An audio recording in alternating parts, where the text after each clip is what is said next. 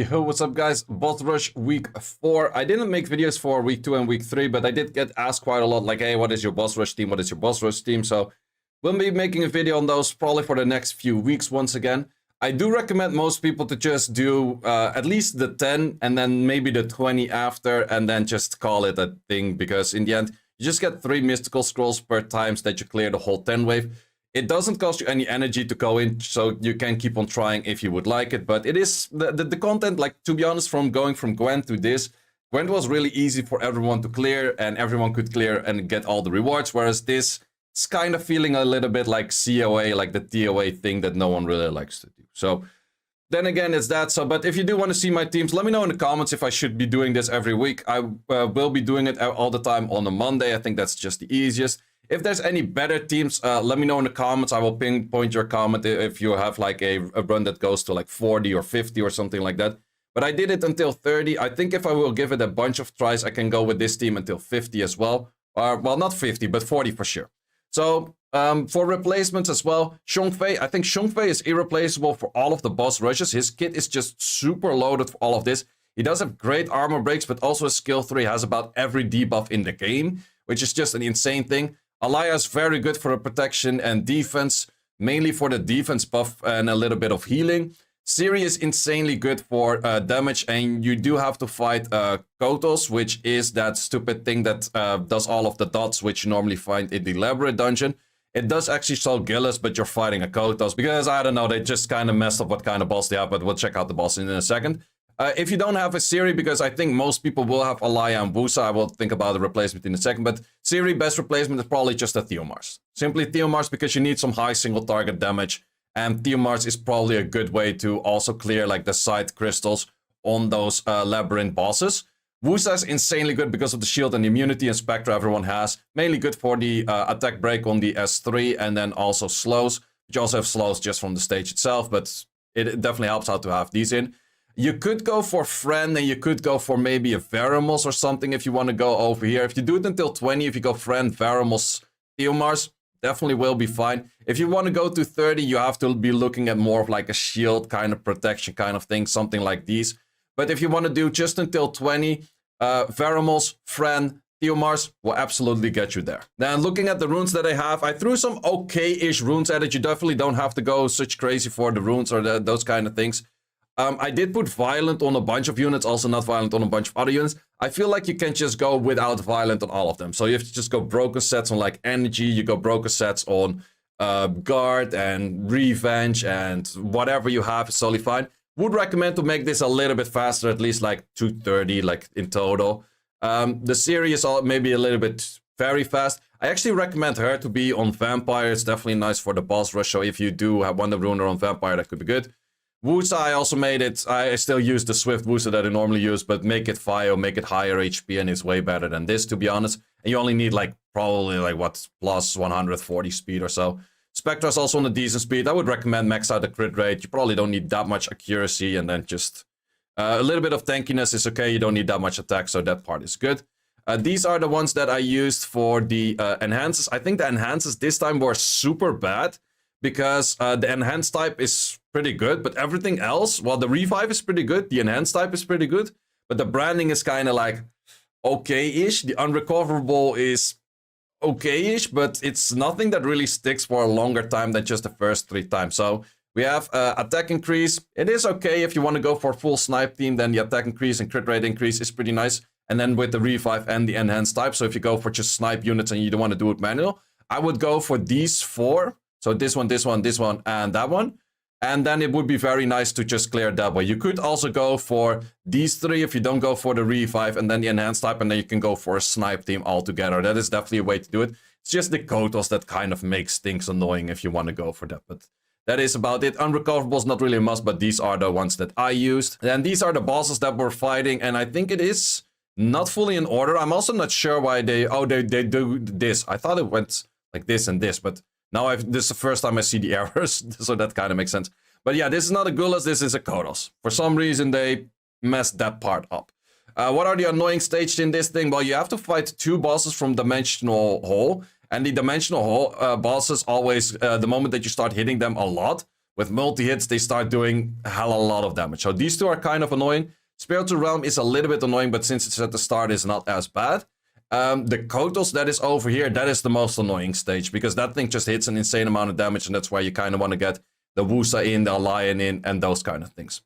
So let's look at the run that I did. I actually pretty much autoed most of it. You can see, wait, can you see? No, you can't see that I'm autoing. So I'll just put myself over here so you can see what I'm autoing when I'm autoing.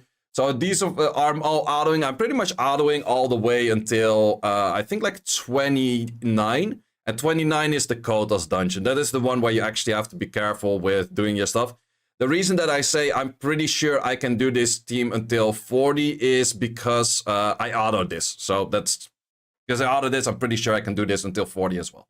The only thing is like the Kotos, like I would have to change the Alaya runes. That's the only thing, but I'm pretty sure that this would work all the way as well. So that's just kind of how it is, how it works. So this boss can be a little bit annoying sometimes, but you do have like the skills from all of the protection units. That's the main thing. It doesn't start to deal that much damage onto you at that case. Once again, the Siri, if it is a Theomars, I think that's the easiest one to replace over there. Afterwards, the protection units are a little bit harder to replace.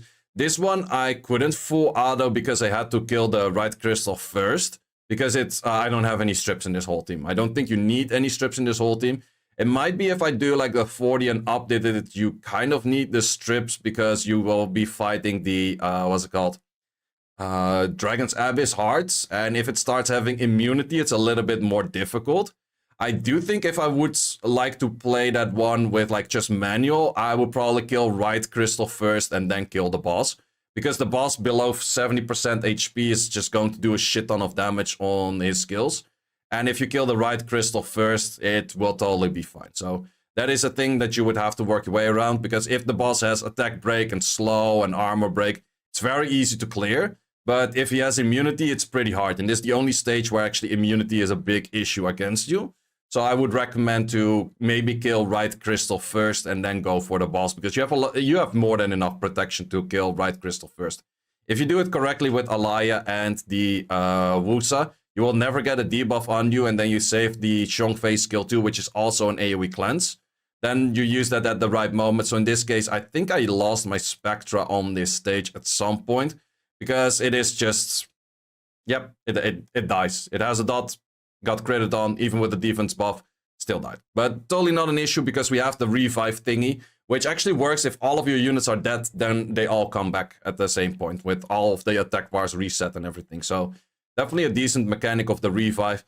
This stage, super easy. All of those like elemental stages of elemental bosses, those are always super easy. We just want a lot of those. That just makes things very easy. This one is pretty annoying as well. It has a lot of boss mechanics to explain, but main thing is, if you heal, you lower the number that's on your face. If he hits you, the number on your face gets higher. If that number is very high, he does a lot of damage. That's, in a nutshell, very much what it is. I could even be slightly wrong on that, but that's as far as what I know. I still auto this thing. It's mainly the Shongfei bring all of the debuffs, the Siri doing the great damage.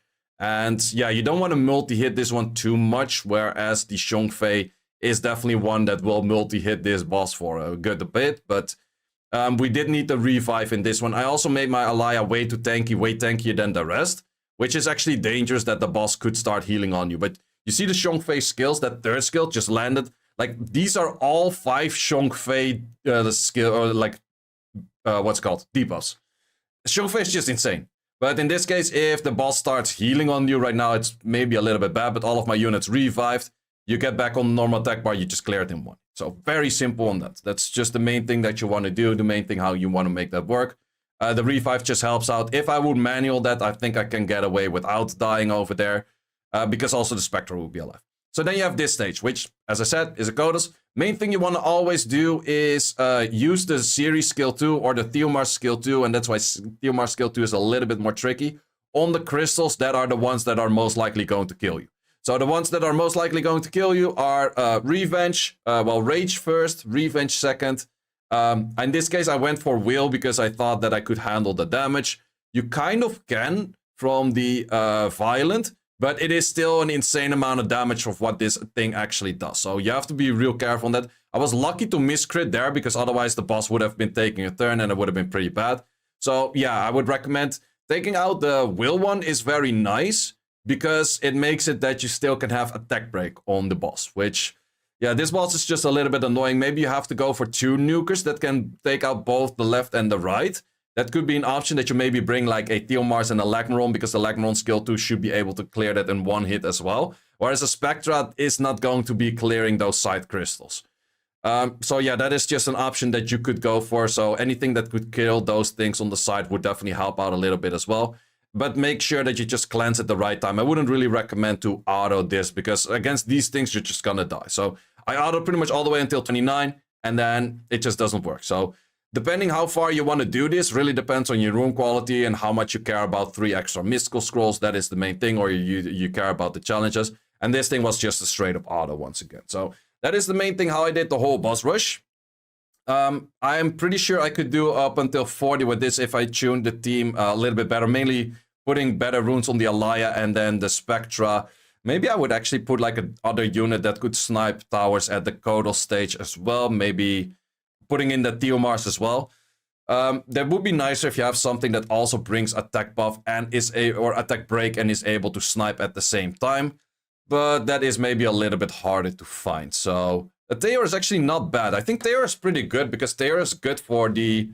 yeah, Theor might actually be very interesting because Theor is actually very good for the Dragon's team as well because of the pushback. So maybe a Theor instead of the Spectra, if you do want to manual things, might even be better. We do already have a few people that cleared it all the way.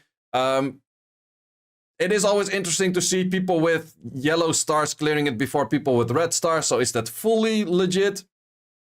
Who knows? But yeah, that is my recommendation for the boss rush. And let me know in the comments if you have any team that goes all the way to like 40 or 50. Let me know in the comments and I'll be highlighting that post as well. Guys, thanks a lot for watching. Let me also know if you want me to do this every week for the rest of the boss rushes. And see you as always in the next one. Thanks for watching. If you would like to see more guides, join the Discord and check out the content tab, which has the dungeon guide archive and the video guide archive, which contains all of the guides that you need. Hope to see you there.